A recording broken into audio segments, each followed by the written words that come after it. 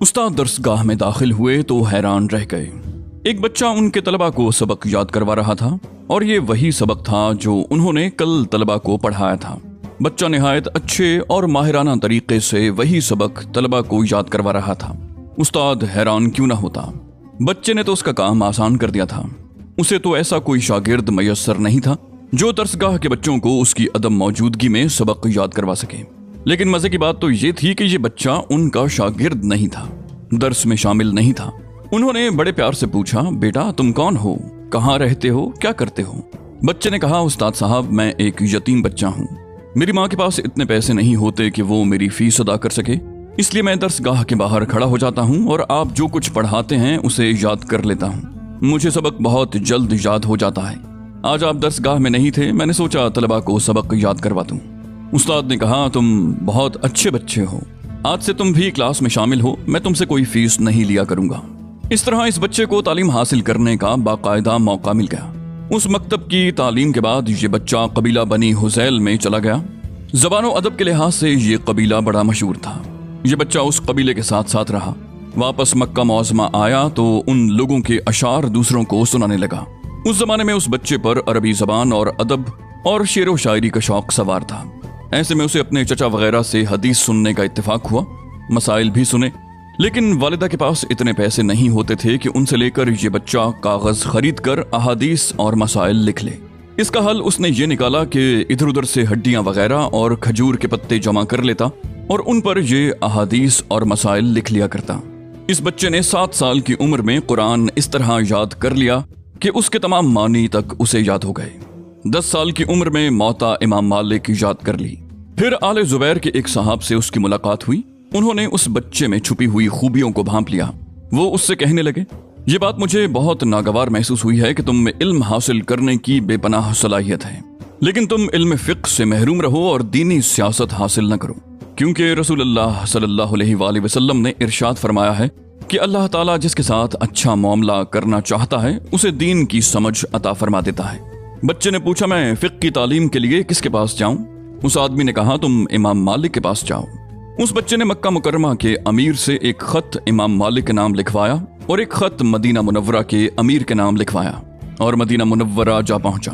مکہ مکرمہ کے امیر کا خط انہیں دیا اور بولا، آپ یہ دوسرا خط کسی طرح امام مالک تک پہنچا دیں، انہیں یہاں بلوا لیں اور میری سفارش ان سے کریں۔ اس پر امیر مدینہ بولے، کیا یہ بہتر نہیں رہے گا کہ ہم خود ان کے پاس جائیں؟ ہم ان کے دروازے پر اتنی دیر کھڑے ہوں کہ ہمارے بال غبار سے اٹ جائیں گے اور پھر وہ ہمیں خود اندر بلائیں۔ آئیے میرے ساتھ۔ مدینہ منورہ کے امیر اس بچے کو ساتھ لے کر امام مالک کے گھر پہنچے۔ انہوں نے اندر پیغام بھیجا تو باندی نے باہر آ کر کہا، اگر آپ کو مسائل معلوم کرنے ہیں تو ایک کاغذ پر لکھ کر دے دیں، وہ جواب لکھ دیں گے۔ اس پر مدینے کے امیر نے کہا، ایک ضرورت کے تحت مکہ مکرمہ کے امیر نے خط لکھا ہے۔ باندی یہ سن کر اندر چلی گئی۔ تھوڑی دیر بعد امام مالک دروازے پر تشریف لائے۔ مدینہ منورہ کے امیر نے مکہ مکرمہ کے امیر کا خط انہیں دیا۔ امام صاحب نے خط پڑھنا شروع کیا اور جب سفارشی عبارت پر پہنچے تو بول اٹھے، سبحان اللہ، رسول اللہ صلی اللہ علیہ وسلم کا علم سفارشوں سے حاصل کیا جانے لگا۔ مدینے کے امیر یہ سن کر گھبرا سے گئے اور ان سے کوئی بات نہ بن پڑی۔ یہ کیفیت محسوس کر کے بچے نے خود اپنے بارے میں کچھ بتایا۔ امام صاحب نے اس کی باتیں سن کر پوچھا، تمہارا نام کیا ہے؟ بچے نے کہا، جی میرا نام محمد ہے۔ اب امام مالک نے فرمایا، محمد اللہ سے ڈرو، گناہوں سے بچو، کیونکہ آئندہ تم بہت باحیثیت بنو گے۔ ٹھیک ہے تم کل سے آ جانا، لیکن اپنے ساتھ ایسے آدمی کو لانا جو تمہارے لیے موطا پڑھے۔ اس بات کے جواب میں بچے نے کہا، موطا تو میں خود زبانی پڑھ سکتا ہوں۔ امام مالک حیران ہوئے، ان سے موطا سنی اور انہیں اپنے خاص شاگردوں میں شامل کر لیا۔ یہ بچہ بعد میں امام شافعی کے نام سے مشہور ہوا۔ ان کا نام محمد بن ادریس تھا۔ آپ ہاشمی خاندان سے تھے۔ آپ کے پردادا کا نام شافع تھا، اس لحاظ سے آپ شافعی کہلائے۔ والد محترم آپ کی پیدائش سے پہلے ہی فوت ہو چکے تھے۔ والدہ محترمہ کا نام فاطمہ بنت عبداللہ بن حسن بن علی ابن ابی طالب تھا، یعنی آپ حضرت علی رضی اللہ عنہ کے خاندان سے تھیں۔ امام شافعی سن 150 ہجری میں ملک شام کے شہر غزہ میں پیدا ہوئے۔ 2 سال کی عمر میں آپ کو مکہ مکرمہ لایا گیا۔ امام صاحب کی والدہ کہتی ہیں، شافعی ابھی پیدا ہونے والے تھے کہ میں نے خواب دیکھا کہ مشتری ستارہ میرے جسم سے نکلا اور مصر میں گرا، پھر اس کی روشنی ہر شہر میں پہنچی۔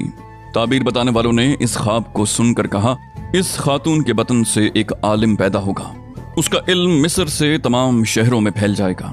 بچپن میں آپ تیر اندازی اور گھڑ سواری کے شوقین تھے۔ اس عمر میں 10 کے 10 نشانے صحیح لگا لیتے تھے۔ پھر جب علم کا شوق شروع ہوا تو دن رات پڑھنے میں مشغول ہو گئے۔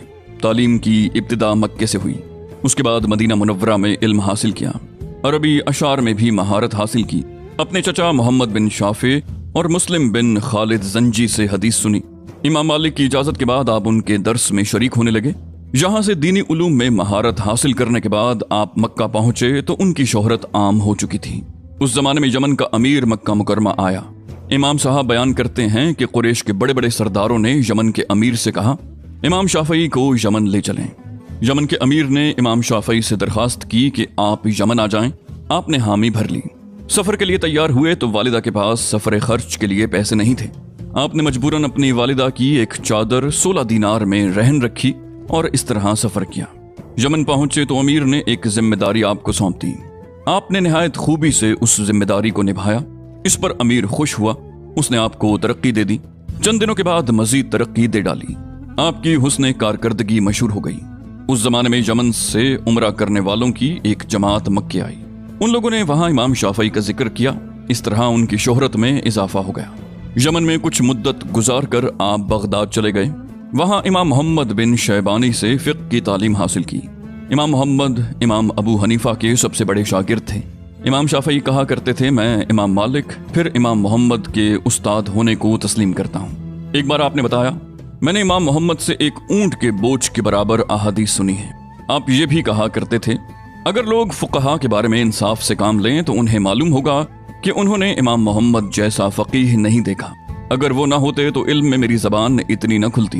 تمام اہل علم فقہ کے علم میں اہل عراق کے محتاج ہیں، تمام اہل عراق اہل کوفہ کے محتاج ہیں، اور تمام اہل کوفہ امام ابو حنیفہ کے محتاج ہیں، اور میں نے ان کے شاگرد امام محمد جیسا عالم نہیں دیکھا۔ جب میں انہیں قرآن پڑھتے ہوئے سنتا تھا تو یوں لگتا تھا کہ گویا قرآن ان کی زبان میں اتر آیا ہے۔ میں نے جس عالم سے کوئی فقہی اور علمی سوال کیا، امام محمد کے علاوہ اس کے چہرے پر ناگواری کے آثار ہی نمودار ہوئے۔ میں نے امام محمد سے زیادہ اللہ کی کتاب کا جاننے والا نہیں دیکھا۔ امام محمد بھی اپنے اس لائق اور فائق شاگرد کا بہت لحاظ رکھتے، ان کا بہت احترام کرتے، دین سکھانے کے ساتھ ساتھ ان کی مالی مدد بھی کرتے۔ ابو حسان زیادی کہتے ہیں، میں نے امام محمد کو کسی کی اتنی تعظیم کرتے ہوئے نہیں دیکھا تھا جتنی وہ امام شافعی کی کرتے تھے۔ ایک دن امام محمد جانے کے لیے سواری پر بیٹھ گئے، ایسے میں امام شافعی آ گئے۔ امام محمد نے اسی وقت سفر کا ارادہ ملتوی کر دیا، سواری سے اتر کر گھر آ گئے اور رات گئے تک ان کے ساتھ رہے۔ امام شافعی کا آخری تعلیمی سفر بغداد میں امام محمد بن حسن شیبانی کی درسگاہ پر ختم ہوا، اور یہیں امام صاحب نے فقہ اور اپنے اقوال پر کتاب ترتیب دی۔ اسے قول قدیم کہا جاتا ہے۔ حقیقت یہ ہے کہ بغداد میں آنے کے بعد ہی امام شافعی کی علمی شہرت عام ہو گئی اور ایک دنیا نے ان کے علم سے فیض حاصل کیا۔ آپ پہلی مرتبہ بغداد میں سن 195 ہجری میں آئے، دوبارہ سن 198 ہجری میں۔ بغداد میں قیام کے دوران ان کے درس میں ادیب حضرات بھی شرکت کرتے تھے۔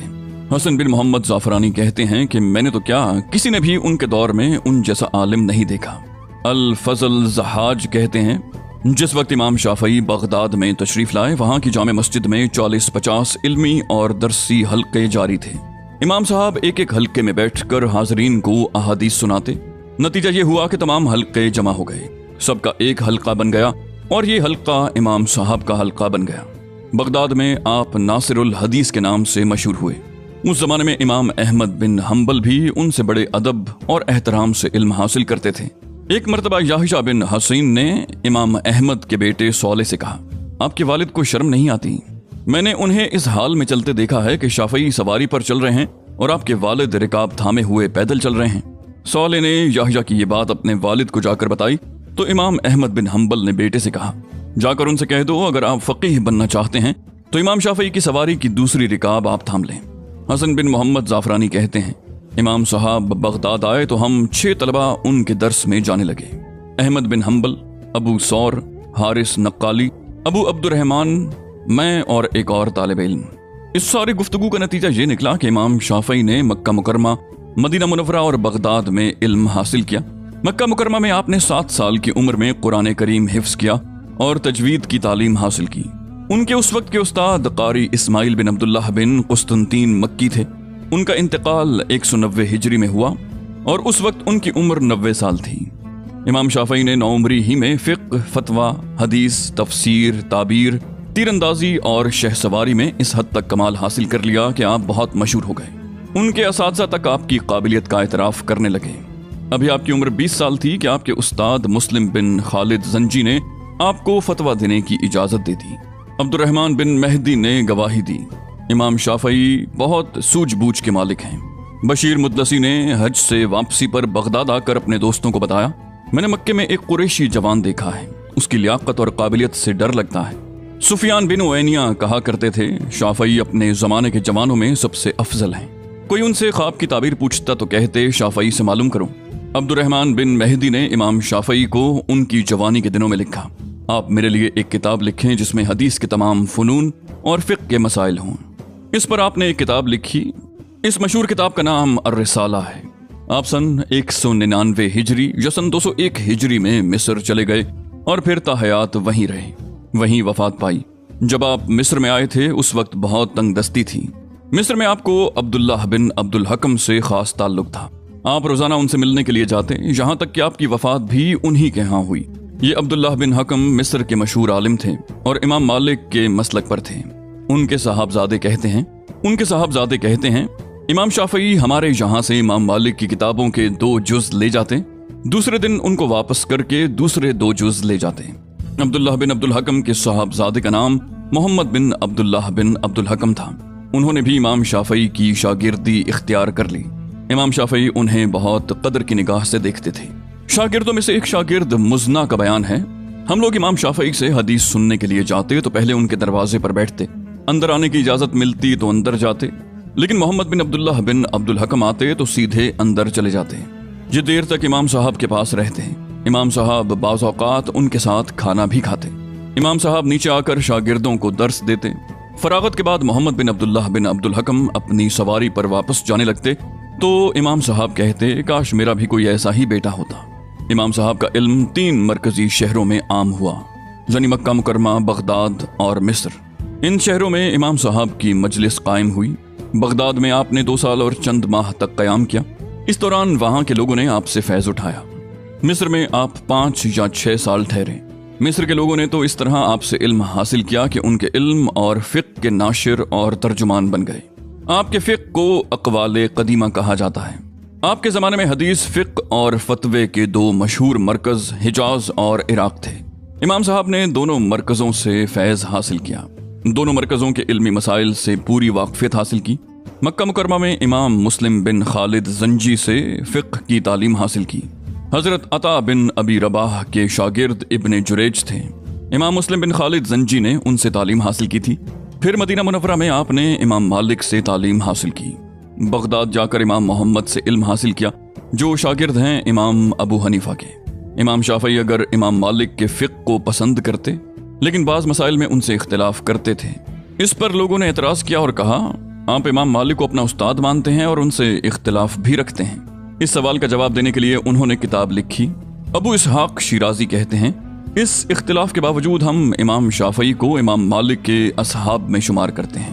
اسی طرح امام مالک کے اصحاب میں سے کچھ اور حضرات نے بھی امام مالک سے اختلاف کیا ہے اور یہ اختلاف امام شافعی کی نسبت کہیں زیادہ ہے۔ امام صاحب کے درس کی مجلس اس دور کے فقہا کی طرح قائم ہوتی تھی۔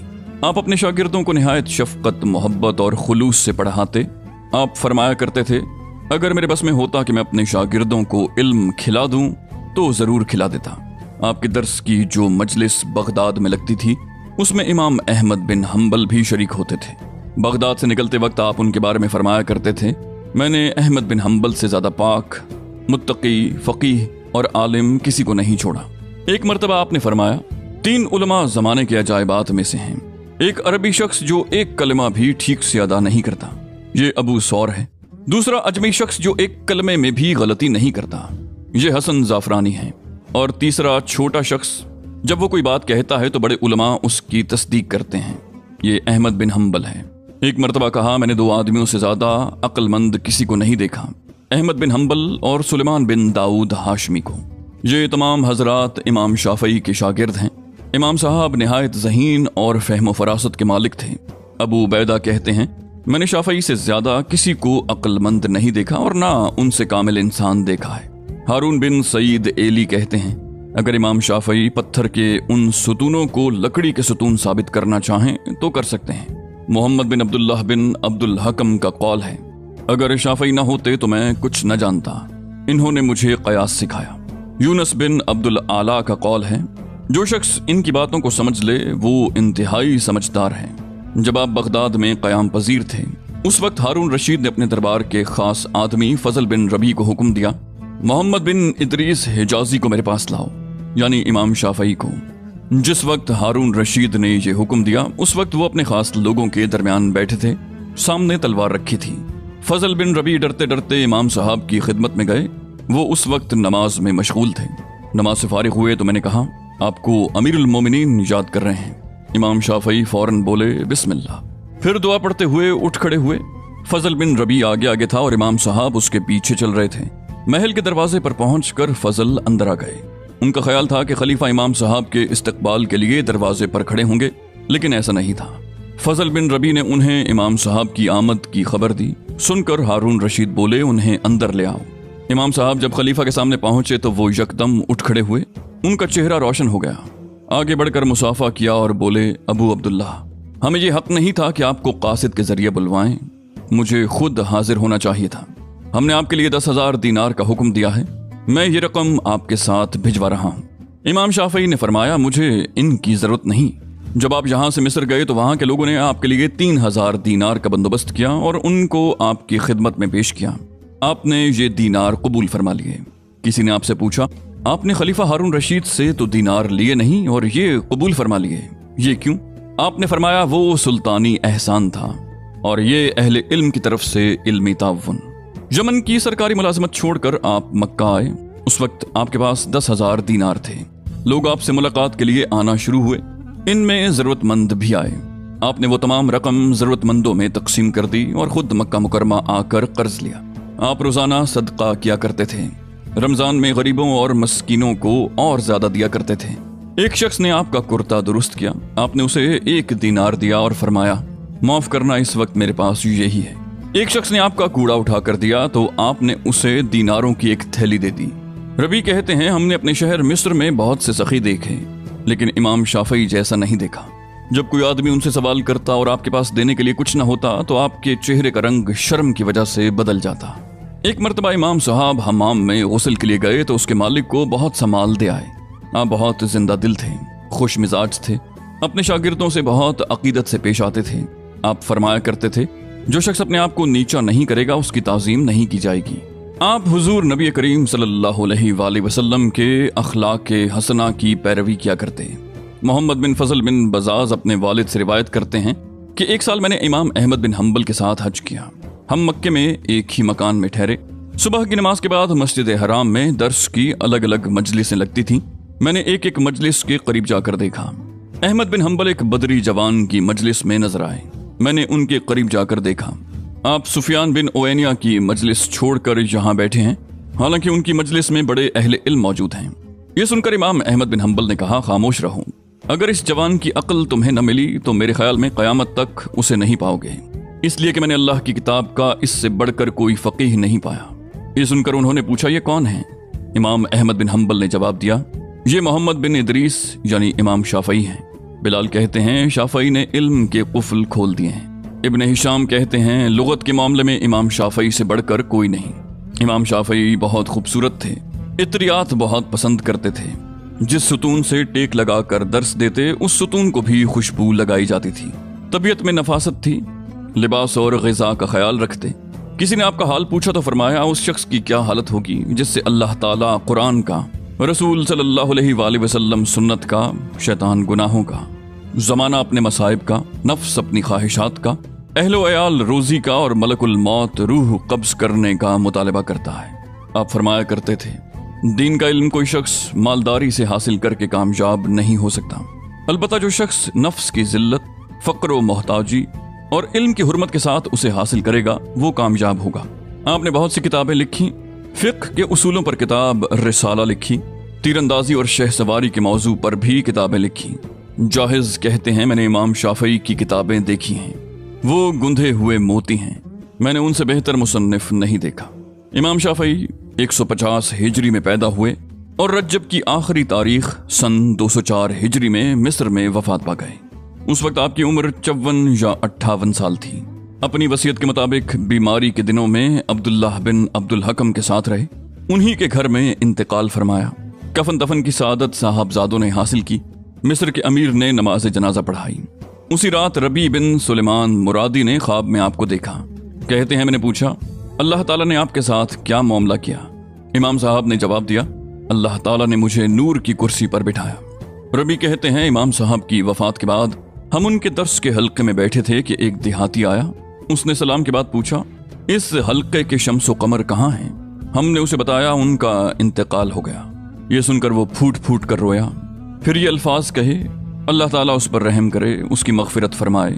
کس خوبی سے فقہ سمجھاتا تھا، گتھیوں کو سلجھاتا تھا، اپنے مقابل کو واضح دلیل سے ہدایت دیتا تھا، اپنے اجتہاد سے مسائل کے بند دروازے کھولتا تھا۔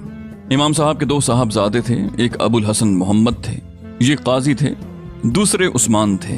انہوں نے امام احمد بن حنبل سے علم حاصل کیا۔ آپ کی ایک صاحبزادی بھی تھی، ان کا نام زینب تھا۔ ان سے ابو محمد احمد بن محمد پیدا ہوئے، پائے کے عالم بنے۔ امام شافعی کے بعد ان کے علاوہ ان جیسا اور کوئی عالم پیدا نہ ہوا۔ اللہ تعالیٰ کی ان پر کروڑوں رحمتیں نازل ہوں، آمین۔